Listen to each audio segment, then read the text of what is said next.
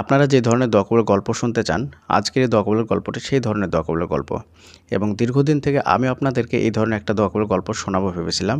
But আমাদের কাছে এই ধরনের দোয়া কবুলের গল্প আসছিল না, যার কারণে আমরা আপনাদেরকে শোনাতে পারিনি। তো দীর্ঘদিনের অপেক্ষার অবসান ঘটবে আজকে ইনশাআল্লাহ। এই যে দোয়া কবুলের গল্পটা, এই গল্পের মাধ্যমে একজন বোন আমাদেরকে এই দোয়া কবুলের গল্পটি পাঠিয়েছেন ইমেলের মাধ্যমে, এবং আপনিও চাইলে আপনার বাস্তব জীবনের দোয়া কবুলের গল্পটি আমাদের কাছে ইমেলের মাধ্যমে পাঠাতে পারেন। আর এই দোয়া কবুলের গল্পটি আমি খালিদ হাসান আপনাদেরকে হুবাহু পড়ে শোনাবো ইনশাআল্লাহ। তো চলুন আর কথা না বাড়িয়ে গল্পটি শুরু করা যাক। প্রথমে তিনি আমাদেরকে সালাম দিয়েছেন, আসসালামু আলাইকুম ভাইয়া। ওয়ালাইকুম আসসালাম ও রহমতুল্লাহ। তারপরে তিনি লিখছেন, প্রথমেই মহান রবের শুকর আদায় করছি, আলহামদুলিল্লাহ আলহামদুলিল্লাহ আলহামদুলিল্লাহ। আল্লাহকে ডেকে আমি কখনোই নিরাশ হইনি। আল্লাহর কাছে যা চেয়েছি আলহামদুলিল্লাহ, আল্লাহ তাআলা তার চেয়ে উত্তম দিয়েছেন। একটা দোয়া আমি প্রায় 3 বছর ধরে করেছি, আলহামদুলিল্লাহ আমার রব আমাকে দিয়েছেন। আমি একজনকে পছন্দ করতাম, সেও আমাকে পছন্দ করত। আমাদের বাড়িতে বিয়ের প্রস্তাবও দিয়েছিল, কিন্তু আমাদের পরিবার কেউই রাজি হয়নি। কিন্তু কেন রাজি হয়নি তার কারণও বলেনি। তখন আল্লাহর কাছে দোয়া করতে শুরু করি। আল্লাহকে বলতাম, হে আল্লাহ, আমি কোনো হারাম কাজ করতে চাই না। কেউ না জানুক, তুমি তো জানো। তুমি সকলকে রাজি করিয়ে দাও যেন হালালভাবে আমি তাকে পাই। তুমি তো মহান। এভাবে দোয়া করতে থাকি, কিন্তু আমাকে অনেকে এমনও কথা বলেছে, যতই দোয়া করো না কেন এটা কোনো দিনও সম্ভব হবে না। এমন কথা শুনতে শুনতে একটা সময় নিরাশও হয়ে পড়ি। আল্লাহর প্রতি ভরসা ছিল, কিন্তু দোয়ায় মনোযোগ দিতে পারতাম না। ভালোই লাগতো না। তখন আল্লাহকে বলি, আল্লাহ, তুমি আমার মনের এই অস্থিরতা দূর করার রাস্তা দেখাও। আলহামদুলিল্লাহ, সেদিন প্রথম আপনাদের চ্যানেলের একটা ভিডিও দেখি, যা আমার মনটা শান্ত হয়ে গেছিল। বুঝতে পারছিলাম আল্লাহ আমাকে রাস্তা দেখিয়েছেন। তারপর থেকে দোয়া কবুলের প্রত্যেকটা গল্প শুনতাম এবং ইস্তেগফারের আমল করাও শুরু করি।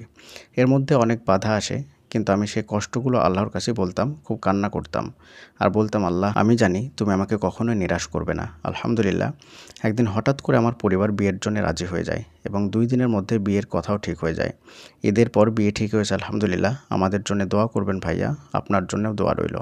অনেক বড় হয়ে গেছে, গুছিয়ে লিখতে পারিনি, নাম প্রকাশ করিয়েন না। আসসালামু আলাইকুম। ওয়ালাইকুম আসসালাম ও রহমতুল্লাহ। প্রিয় দিনী ভাই এবং বোনেরা, আজকের এই দোয়া কবুলের গল্পটি সেই দোয়া কবুলের গল্প, যেই ধরনের দোয়া কবুলের গল্প আপনাদেরকে অনেক দিন ধরে আমি শোনাবো ভাবছিলাম। বাট আজকে আপনারা এই গল্পটা শুনতে পেলেন। আসলে মানুষ সেই ধরনের দোয়া কবুলের গল্প শুনতে চায় যেই ধরনের তার সমস্যা, মানে যার যেটা সমস্যা সে সেই ধরনের দোয়া কবুলের গল্প শুনতে চায়। সেই ধরনের দোয়া কবুলের গল্প যখন সে শুনে, তখন তার মধ্যে একটা ভরসা চলে আসে এবং তার মধ্যে একটা আত্মবিশ্বাস চলে আসে যে না, ওই ভাইয়ের যখন আমার মতো সমস্যা ছিল, তার দোয়াটা যখন কবুল হয়েছে, আশা করি ইনশাআল্লাহ আমারটাও কবুল হবে। মানুষ তো এমনিতেও বিশ্বাস করে, আল্লাহর উপর ভরসা করে, কিন্তু যখন সে শুনে যে তার মতো সমস্যা অন্যজনের সমাধান হয়েছে দোয়ার মাধ্যমে, তখন তার মধ্যে ভরসাটা একটু বেশি চলে আসে। তো আজকের এই দোয়াগুলোর গল্পটা আপনারা শুনলেন, আশা করি ইনশাআল্লাহ আপনাদের মধ্যে ভরসা চলে আসবে। এবং বর্তমান সময়ে মানুষের মধ্যে 2 ধরনের সমস্যা বেশি। একটা হচ্ছে আর্থিক অবস্থা, মানে বেকারত্ব, আর একটা হচ্ছে রিলেশনের বিষয়ে। তো এখানে একটা কথা আপনাদেরকে ক্লিয়ারভাবে বলে রাখি যে এরা কিন্তু 2 জন 2 জনকে পছন্দ করত। আপনারা আবার এখানে ভুল বুঝবেন না যে প্রেম করছেন, বিয়ে করবেন, এই ধরনের কথা বুঝবেন না।